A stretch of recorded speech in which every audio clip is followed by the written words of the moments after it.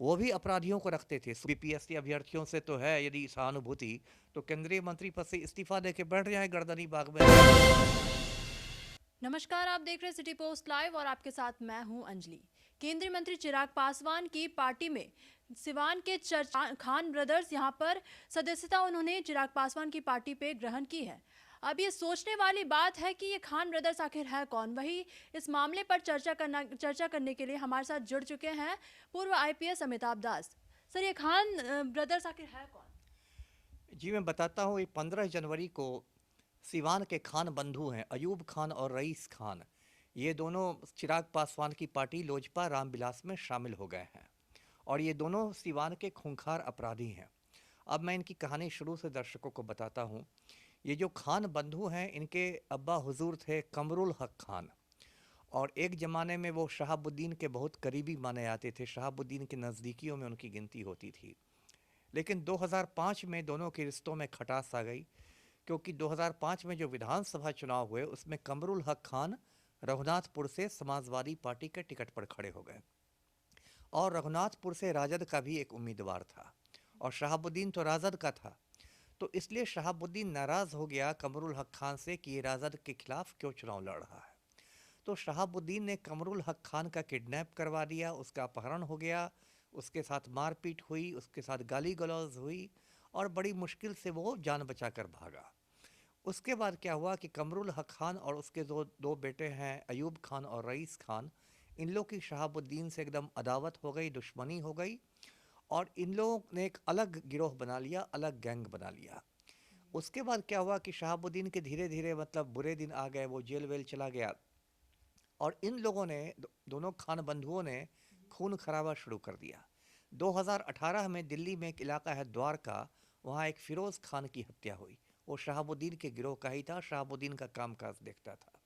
उसमें 2 शूटर्स पकड़ाए। उन लोगों ने दिल्ली पुलिस को बताया कि हमें रईस खान ने 1 लाख रुपए की सुपारी दी थी ये हत्या करने के लिए। उसके बाद देखिए क्या हुआ कि एक रईस खान और ये अयूब खान जो है, ये सिसवन थाना एक सिवान में है, वहाँ ग्यासपुर गांव के रहने वाले हैं। तो इनके घर पर पुलिस ने रेड किया तो इन लोगों ने गोली चलाई और उसमें वाल्मीकि यादव नाम का एक सिपाही शहीद हो गया गोली लगने से। उस मामले में भी रईस खान जेल गया, लेकिन सबूतों के अभाव में बाहर आ गया। उसके बाद देखिए, और जो बड़ा भाई है अयूब खान, उसने बीच में 13 हत्याकांड को अंजाम दे दिया, 3 लोगों का खून कर दिया। एक था प्रशांत सिंह, एक था अंशु सिंह और एक था प्रेमेंद्र यादव। वो 13 हत्याकांड में जेल गया, अभी जमानत पर हाल में छूटा है।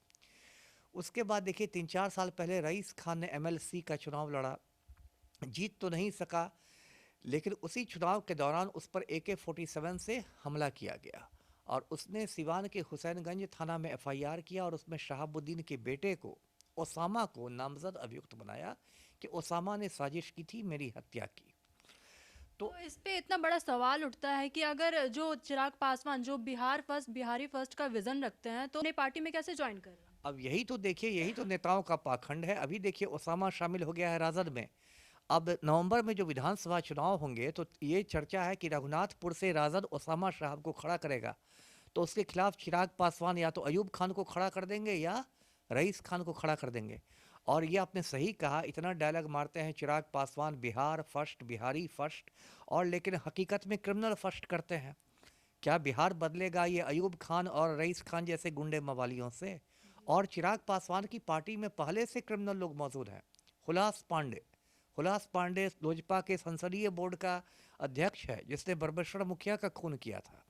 और सिर्फ चिराग पासवान नहीं, उनके जो पूज्य पिता थे रामविलास पासवान, वो भी अपराधियों को रखते थे। सूरज भान बिहार का खूंखार अपराधी है ना। सूरज भान को रखते थे और बोलते थे कि ये तो बहुत बड़े समाज सेवी हैं।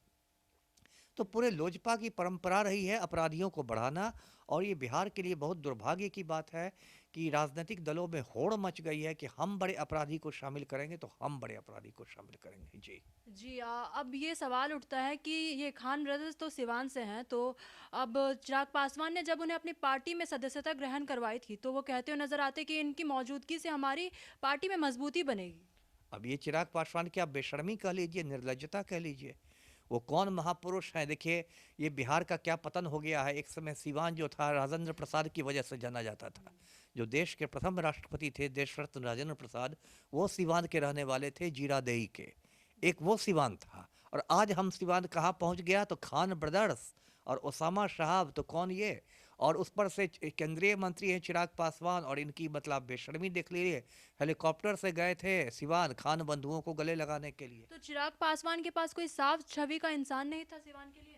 अब तो यही लग रहा है देख के ना, कि आप कहीं हिलास पांडे को आगे बढ़ाते हैं, कहीं खान ब्रदर्स को आगे बढ़ाते हैं, और पूरे बिहार में ये स्थिति है जो मैं समझता हूँ पूरे बिहार के लोकतंत्र के लिए, बिहार के लिए बहुत एक अशुभ स्थिति में मानता हूँ जी। अब चिराग पासवान पे बात करते हैं, जहां चिराग पासवान हाल ही में ऐसा कहते हुए नजर आते हैं, जहां पर प्रशांत किशोर के अनशन से वो सहमति जताते हुए नजर आते हैं, तो हमें बिहार में एक राजनीति में एक नया समीकरण देखने को मिलता है। तो क्या लगता है प्रशांत किशोर और चिराग पासवान की जोड़ी बनेगी यहाँ? वो कहना भी बहुत जल्दबाजी है, क्योंकि प्रशांत किशोर ने बार बार कहा है कि जन स्वराज पार्टी सब के सब सीटों पर चुनाव लड़ेगी, 243 के 243 पर। तो प्रशांत किशोर तो ये भी कहते हैं कि मैं मुख्यमंत्री कभी नहीं बनूंगा बिहार का। तो हो सकता है नहीं बने, हो सकता है जब मुख्यमंत्री बनने की स्थिति में आए तो मनोज भारती को बना दें, है ना, एक कठपुतली को बना के खुद सुपर मुख्यमंत्री बन जाए। ये भी तो नेताओं की एक अदा होती है। कैसे राबड़ी देवी को सीएम बना के लालू जी सुपर सीएम थे, तो ये भी एक अदा हो सकती है कि जब, अभी तो खैर बहुत जल्दबाजी होगी, लेकिन मान लीजिए ऐसी स्थिति आ जाए कि जन स्वराज पार्टी की सरकार बन रही हो, तो हो सकता है वो एक दलित चेहरा को आगे कर दे, जो पार्टी अध्यक्ष है मनोज भारती, उनको सीएम बना दें और खुद सुपर सीएम हो जाए जी।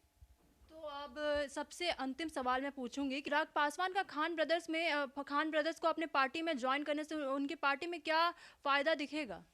अब फ़ायदा तो देखिए उनको तात्कालिक फ़ायदा है, उनको लगा होगा कि भाई एक रघुनाथपुर में हम सीट जीत सकते हैं। हो सकता है खान बंधुओं ने उनको कुछ ऐसी बात कही हो कि भाई रघुनाथपुर में हमें टिकट मिल जाएगा तो हम लोग ओसामा साहब को टक्कर दे सकेंगे, और इसलिए उन्होंने ले लिया। लेकिन ऐसे देखिए तो चिराग पासवान ने अपनी छवि को बहुत नुकसान भी पहुंचाया है। जिस तरह से बहुत सारे उनकी लोग कह रहे थे कि युवा नेता हैं और एक ये नेता हैं, एक तो छवि पर नुकसान इसलिए पहुंचा कि जब बीपीएससी वालों का आंदोलन बिहार में चल रहा था, जब बीपीएससी के अभ्यर्थी लाठी खा रहे थे, तो चिराग पासवान नया साल बना रहे थे अमेरिका में, है ना, कोई बिहार वो तो फर्स्ट बिहारी समर्थन भी फर्स्ट के दिखा रहे मतलब थे में। अपना। समर्थन में इसलिए दिखा रहा है क्योंकि उनको लग रहा है कि प्रशांत किशोर ने बाजी मार ली है, प्रशांत किशोर ने इस मुद्दे को भुना लिया है, तो इसलिए लौट के चिराग पासवान आए तो फिर राज्यपाल से भी जाके मिले, और अब कह रहे हैं यदि इतना ही चिराग पासवान को बीपीएससी अभ्यर्थियों से तो है यदि सहानुभूति, तो केंद्रीय मंत्री पद से इस्तीफा दे के बैठ जाए गर्दनी बाग में धरना पर, कौन मना कर रहा है। तो ये तो बस चर्चा हुई, अब इसका जवाब तो चिराग पासवान ही दे सकते हैं कि अगर जो इतना साफ छवि रखते हैं चिराग पासवान, इसका जवाब तो चिराग पासवान ही देंगे। इसकी जानकारी हम आपको ज़रूर देंगे। तो फिलहाल इस खबर में बस इतना ही। इसी प्रकार की खबरों के लिए बने रहिए सिटी पोस्ट लाइव के साथ। आपका धन्यवाद। वीडियो को लाइक करें, शेयर करें और चैनल को सब्सक्राइब करना बिल्कुल ना भूलें।